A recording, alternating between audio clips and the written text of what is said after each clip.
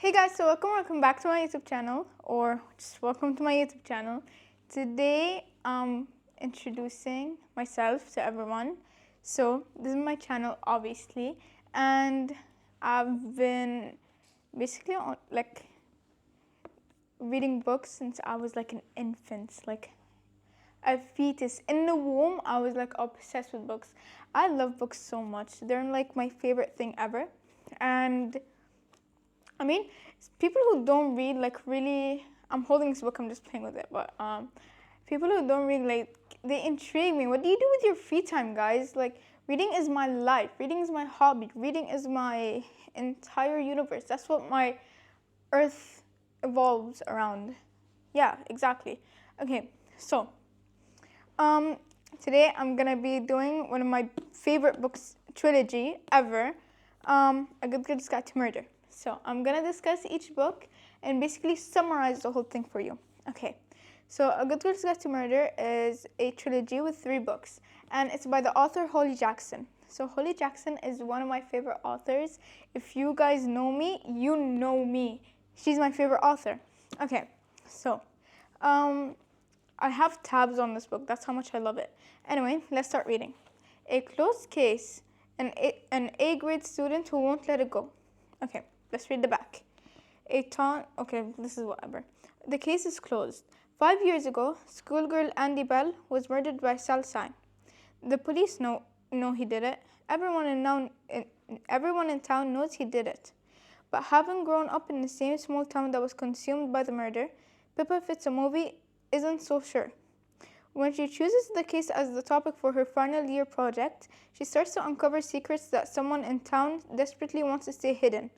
And if the real killer is still out there, how far will they go to keep Pip from the truth?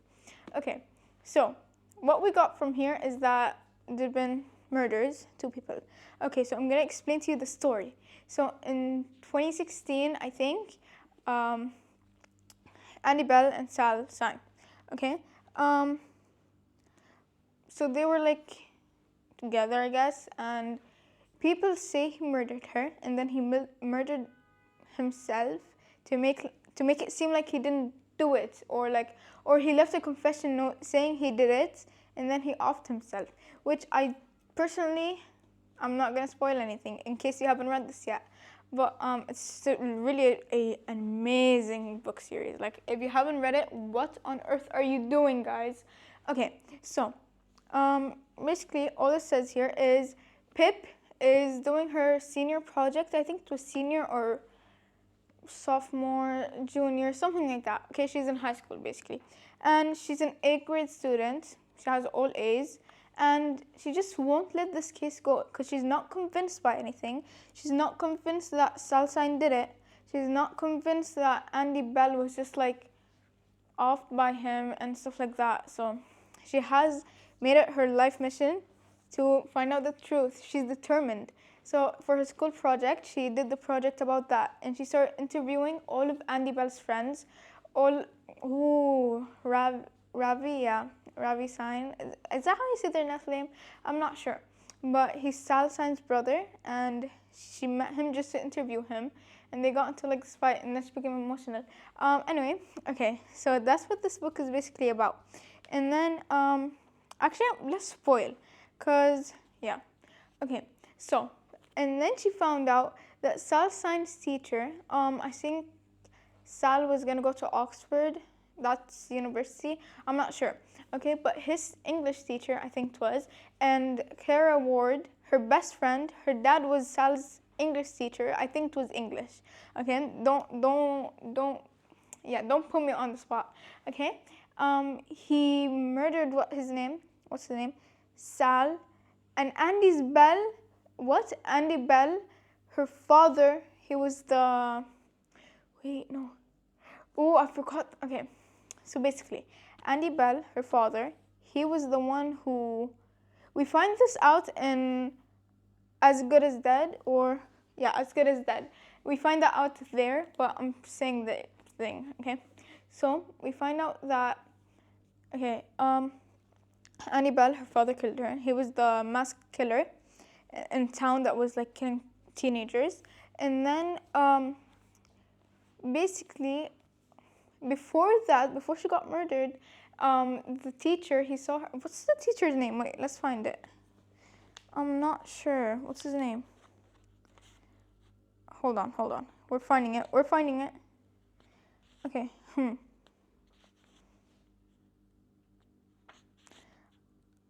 Oh, wait. Where is it? These chapters are so short. They're like 3 pages long. Okay, Elliot. The teacher's called Elliot. So Elliot, I think he hit Andy, and then, because they were like, he was basically, I'm not gonna say anything, because I can't say it, but basically, yeah. And then he hit her, and then her head started bleeding, so he thought he killed her, but instead she ran away, and then her father killed her. So that's what happened. And then he was like, no, I can't be involved in this murder. I have children and stuff. So Elliot, he went and killed Sal, and then he made it seem like Sal killed Andy, and the whole town believed it. They all believed his lie and his scheme and his whatever it was. So yeah, that's basically the book. And they found this out, Pip and Ravi, they found this out together in this book. So after the case, Pip was like, no way, I'm going back to murder cases, which we get into, we get into the girl Bad Blood. So, what's her name? Pip was like, no way, I'm repeating this case again. Like, this ruined my life. It exposed my best friend's dad's secret. Like, I messed my best friend's life up. But I still found out the truth. I messed everyone's life up, though. And yeah. Okay, but here, let's read the back, okay? Okay, someone is missing. Nobody's talking. But this time, everyone is listening. Pip Fitzmoby is not a detective anymore. Her true crime podcast about the murder case she solved last year has gone viral.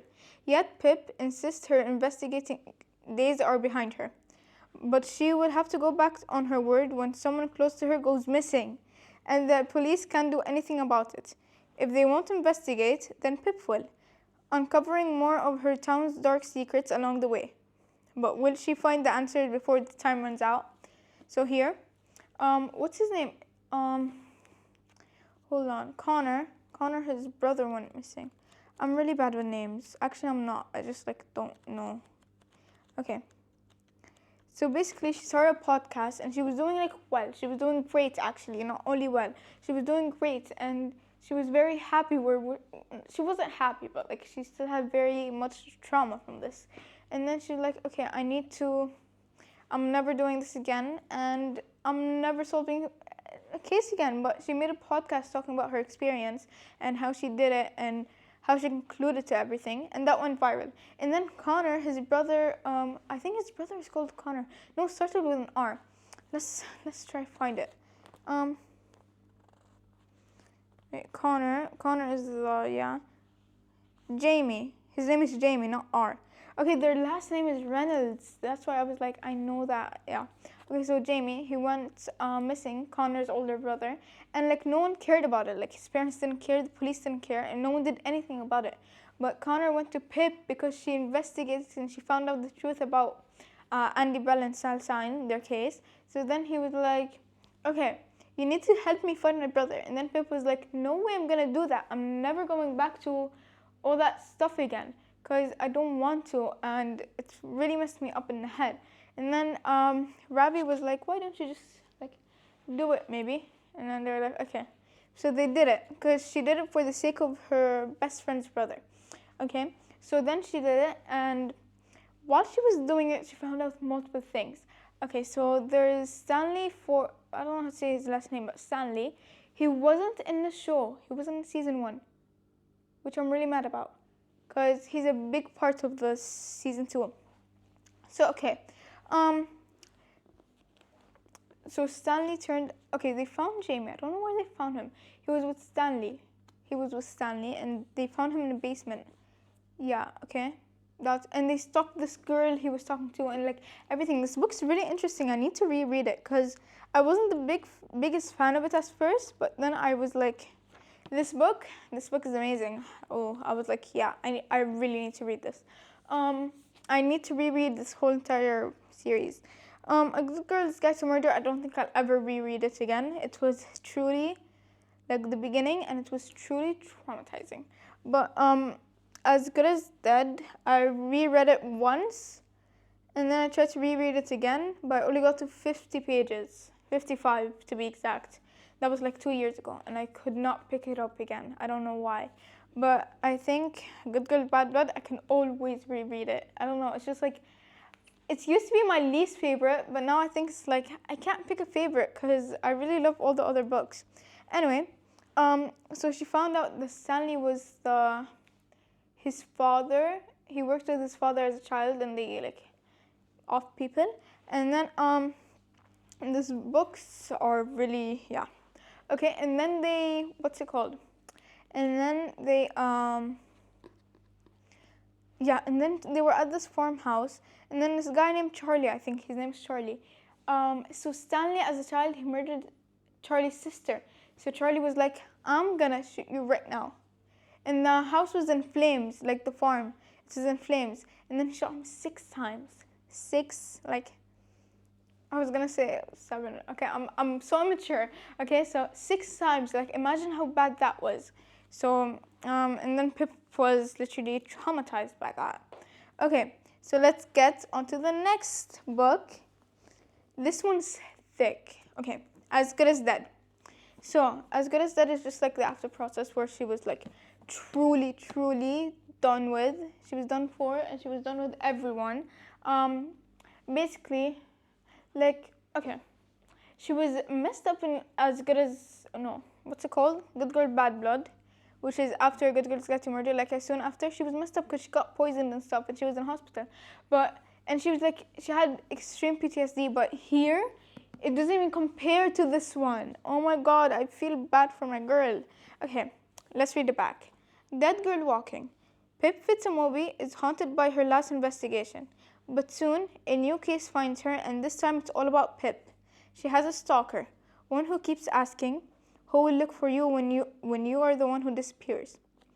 Pip soon discovers a connection between her stalker and a local serial killer, but the police refuse to act. The police are so stupid. She always like investigates and stuff, and they never believe her. It's like angers me. It truly angers me because they never believe her, and they always make her solve these cases on her own when she's like just a child, like she's just a teenager.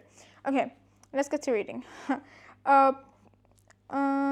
As the dangerous game plays out, it's clear that if Pip doesn't find the answers, she's as good as dead. Okay. So this, obviously, she has a stalker. And the stalker is Andy Bell's father. He's the one who murdered Andy Bell. And he's going after Pip now as well. So Pip is like, whoa, I need to find who this person is. Oh, he kidnapped her. You know who I hate? Max. Max in this book. Max something. Starts with an H, I don't know. I don't know his last name. Okay, but Matt or Max? I'm not sure. Wait, hold on. Let's find his name. It is Max. Okay. So these books are in third person, which I really love. Like every trilogy I read is in third person. Like Once Upon a Broken Heart, Good Girl, Bad Blood, Good Girl's Guide to Murder, whatever. But not the Summer Time Pretty. Summer Time Pretty is obviously, honestly, it's not my favorite at all. But yeah. Okay. So here it's like we went sidetracked. Like. Yeah, okay. So here, Pip is like super done for. So he kidnaps her, and then like it took her days. Like, oh my God, she left her imprint everywhere on his truck, in the back seat, on the trunk, whatever it is. And the only thing that helped her get through it was Ravi in her head. Like, you can do it, Pip. You can do it. And that's how she got out. Like, she was determined because of Ravi. Okay. Anyways, those two are like. Okay, and then here, the last page is honestly so evil and cruel. I can't believe she did that to us. But basically, they stopped talking after she got found again. She killed Jason Bell. That's Andy Bell's father, and she framed Max for it. And then she went to Ravi, and then she was like, "We cannot do this anymore." And then he would like. okay, but we can get together, bro. We can stay together. And then she was like, no, I have to leave now and I cannot stay with you. So then he was, oh my God, he was in tears. But she left, and then let's see exactly how many days passed. Okay, wait. 1 year, 8 months, and 16 days later. Day 697. And then he sent her a text message at the court, where she was at the court protesting against Max or whatever. And then he sent her, hey, Sarg, remember me? And then she sent ... It was like she's typing, okay? You know the ... how she's typing. And then the book ended. I want to see how they play this out in the show. Because in the show, it's really... If they don't give them an ending, I swear to God, I'm coming for you, Holly Jackson. Anyways, that's A Good Girls Get Murder series, a trilogy. And it's very interesting. Like, it's the first book that actually got me back into reading. And it got me, like, addicted to, like, Boys of Tolman, Addicted series. What else? Once Upon a Broken Heart, Summertime Pretty, Maze Runner, Hunger Games, actually, no. I knew the movies before. What else? We Were Liars got me into We Were Liars, like, so bad. Okay, so that's... If you're a beginner and you want to read something, I recommend these book series so bad because they're the best books ever. But yeah, that's A Good Girl's Guide to Murder for you guys. That's basically like a summary of the books, and hope you enjoyed this. Don't forget to like, subscribe, and share, and I'll see you in the next video.